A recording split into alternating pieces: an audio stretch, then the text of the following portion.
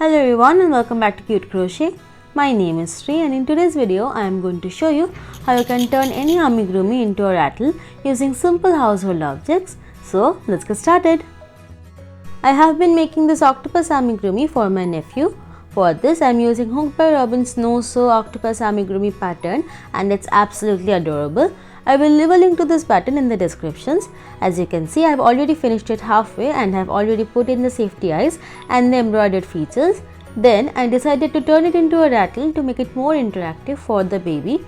However, the rattle inserts I found on Amazon were way too expensive, so this is an alternative that is homemade that you can do instead. For this, you will need a small plastic container.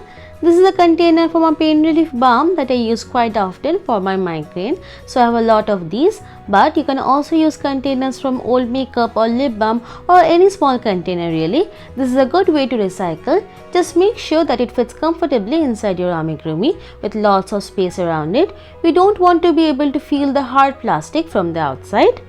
I have washed and dried this container thoroughly and then I am filling it with 15 or so plastic beads. The more beads you put in, the more sound it will make. Just don't overcrowd it.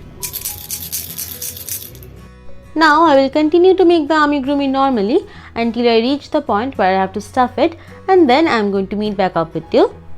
Now I am ready to stuff my amigurumi. Make sure that this opening is still large enough for your container to fit through. Now I am going to start stuffing it, concentrating the stuffing towards the outside, keeping a little bit of a gap at the center for the container.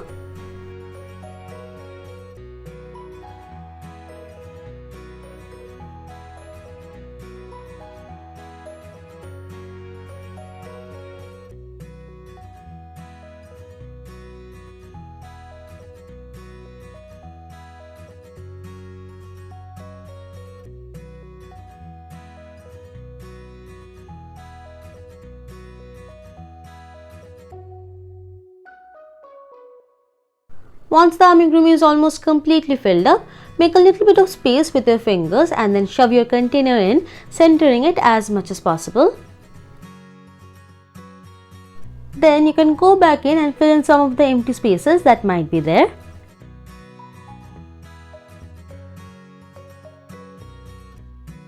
Don't forget to add stuffing on the top of the container as well, and I'm going to add more as I close it up. Our goal is to not be able to feel the hard plastic from anywhere outside. Now I am going to finish up making the rest of the amigurumi like I normally would.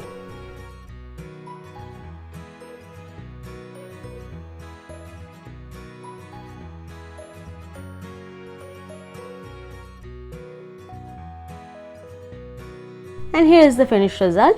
I hope you guys liked this video. Thanks so much for watching. Bye.